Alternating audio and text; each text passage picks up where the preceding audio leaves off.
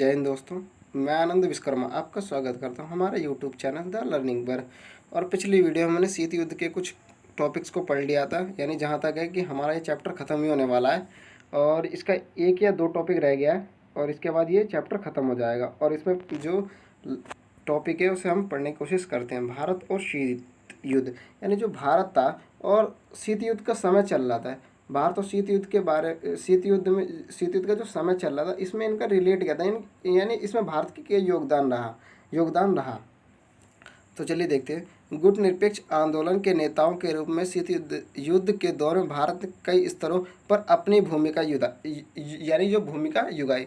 तो जैसा कि शीत युद्ध था, शीत युद्ध का समय चल रहा था, उसमें गुट निरपेक्ष आंदोलन था, वो परिपक्व हुआ था, यानी शुरुआत हुई थी गुट निरपेक्ष आंदोलन। यानी जो गुट निरपेक्ष आंदोलन था वो उसको इसलिए बनाया गया था कि हम यूएसएसआर और यूएसए किसी भी गुट में ना शामिल होकर अपना एक अलग गुट बनाएंगे, जिसे गुट निरपेक्ष आंदोलन कहा गया। और जो इस शीत युद्ध का जो बनाया गया था, इसने कई स्तरों पर अपनी भूमिका निभाई थी।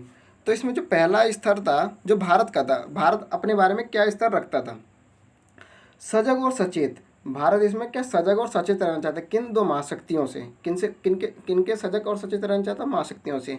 और जो भारत था वो खेमेबंदी से अलग रहना चाहता, जो भारत था वो खेमेबंदी से भी अलग रहा, यानी किसी भी की जात ना तो यूएसए के खेमे में शामिल होगा ना यूएसएसआर के खेमे में शामिल होना चाहता था वो भारत। इसीलिए उसने गुट निरपेक्षता को पालन किया। और आगे देखते हैं इसमें नेक्स्ट टॉपिक क्या था, महाशक्तियों के खेमे में जाने का विरोध। यानी जो नव स्वतंत्र देश आज़ाद हुए थे ना, अभी जो औपनिवेशिक काल से छूटे थे, यानी उपनिवेशवाद से छूटे हुए देश थे, उनको महाशक्तियों के खेमे में जाने से विरोध भी करता था। क्योंकि वो इसलिए कहता था, भारत इसलिए कहता था क्योंकि अगर वो उस खेमे में चले जाते या फिर यूएसए या फिर यूएसएसआर में, तो वो अपना पूर्ण विकास नहीं कर पाते, इसीलिए वो महाशक्तियों को खेमे में जाने का भी विरोध करता है। आगे देखते हैं। भारत की नीति ना तो सकारात्मक और ना ही निष्क्रियता रही, यानी जो भारत की नीति ना वो सकारात्मक रही ना कि नकारात्मक रही, और वो निष्क्रियता भी नहीं रही थी। आगे देखते हैं। नेहरू ने गुट निरपेक्षता पलायन की नीति नहीं बताया, यानी जो नेहरू थे, हमारे पंडित जवाहरलाल नेहरू पहले प्रधानमंत्री थे, उन्होंने ये कहा कि जो हमने गुट निरपेक्षता का पालन इसलिए किया क्योंकि हम एक यहाँ से भगना, हम ना तो यूएसए में शामिल होना चाहते हैं, ना ही यूएसएसआर में, और ना ही हमारी जो नीति है ना वो पलायन की नीति है।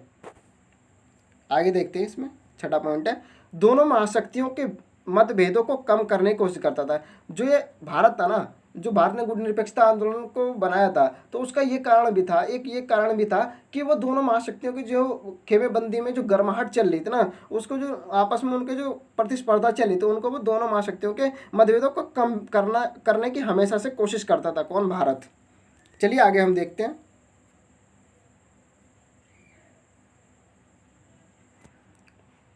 कुछ लोगों का मानना था कि गुट निरपेक्षता अंतर्राष्ट्रीय का एक उदार आदर्श है। कुछ लोग ये मानते थे कि जो गुट निरपेक्षता है, और सही भी है कि वो उदार आदर्श था, यानी कि वो नरम दिल का आदर्श था। लेकिन कुछ लोगों का ये कहना है कि भारत ना इसमें अपना सीधा हित साधना चाहता था, इसीलिए उसने गुट निरपेक्षता की शुरुआत करी, और जो महत्वपूर्ण फैसले थे अंतर्राष्ट्रीय स्तर पर, उससे लेने से बचना भी चाहता था, और वो अपना पूर्ण विकास करना चाहता, इसीलिए उसने गुट निरपेक्षता का पालन किया। लेकिन ऐसा नहीं था, प्रत्यक्ष रूप से भारत का हित साधना था, ऐसा कुछ लोगों का मानना था।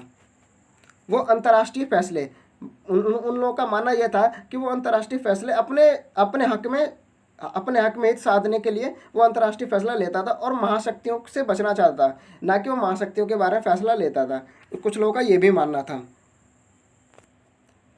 और कुछ लोग ये भी कहते थे कि धौंस ना जमा पाए, यानी वो कहते थे कि ना तो यूएसए और ना यूएसएसआर भारत के ऊपर धौंस जमा पाए, इसीलिए भी उसने गुट निरपेक्षता की शुरुआत करी। और दूसरा, करीब आना चाहता था, वो अंतर्राष्ट्रीय स्तर पर अपनी छवि को दिखाना चाहता था और विश्व स्तर पर अपने को करीब लाना चाहता था। चलिए आगे हम देखते हैं। इसके आखिरी पॉइंट है, आखिरी टॉपिक है, सॉरी पॉइंट नहीं है, टॉपिक है, आखिरी टॉपिक है। इसका क्या पढ़ते हैं, भारत की गुट निरपेक्षता की आलोचना। यानी जो भारत था ना, उसने जो गुट निरपेक्षता आंदोलन बनाया, तो कुछ लगता है इसके अगेंस्ट भी हुए होंगे, यानी इसके आलोचक भी होंगे। तो वो आलोचक क्या कहते थे, हम इसके बारे में थोड़ा सा पढ़ते हैं। वो लोग ये कहते थे कि जो इनकी नीति ना वो सिद्धांतविहीन थी, यानी जो उनका कोई सिद्धांत नहीं है, कि गुट निरपेक्षता का कोई सिद्धांत ही नहीं, अंतर्राष्ट्रीय पक्ष देने से बचना चाहता था। वो लोग ये कहते थे कि जो भारत है ना, वो जो उसने गुट निरपेक्षता का शुरुआत करी है, वो एक तो पहली बात तो वो सिद्धांतहीन है, और भारत अंतर्राष्ट्रीय पक्ष देने से बचता है, यानी वो अपने अंतर्राष्ट्रीय स्तर पे बात रखने से बचता है। चलिए आगे हम देखते हैं क्या कहते हैं लोग, जो आलोचक थे।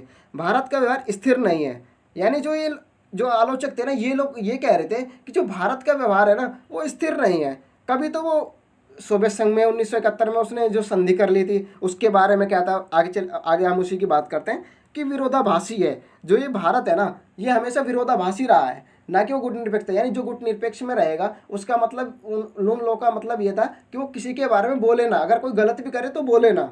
लेकिन भारत की ऐसी नीति नहीं थी। भारत कहता था अगर कोई भी गलत करेगा तो मैं उसके बारे में अगेंस्ट बोलूँगा। इसीलिए वो कहता हूँ इसका तो जो रवैया है वो हमेशा से विरोधाभासी रहा है। वो ऐसा इसलिए कहते थे कि मित्रता सोवियत संघ से 19 अगस्त 1971 में संधि की थी। जब भारत और भारत ने बांग्लादेश को अलग करवाया था पाकिस्तान के अंदर से 1971 में, तो जब उन सोवियत संघ से एक मित्रता करी थी, उनने एक संधि की थी छोटी सी 1971 में। और भारत अपना पक्ष रखते हुए कहता है कि ऐसा उसने इसलिए किया क्योंकि बांग्लादेश का संकट का समय चल रहा था, और जब कोई भी देश उसकी मदद नहीं कर रहा था, तो उस समय सोवियत संघ ने उसकी मदद करी थी और उसने राजनयिक और सैनिक सहायता भी भारत को दी थी। अगर आपको हमारी वीडियो अच्छी लगी तो लाइक, शेयर एंड कमेंट और सब्सक्राइब जरूर करें। धन्यवाद।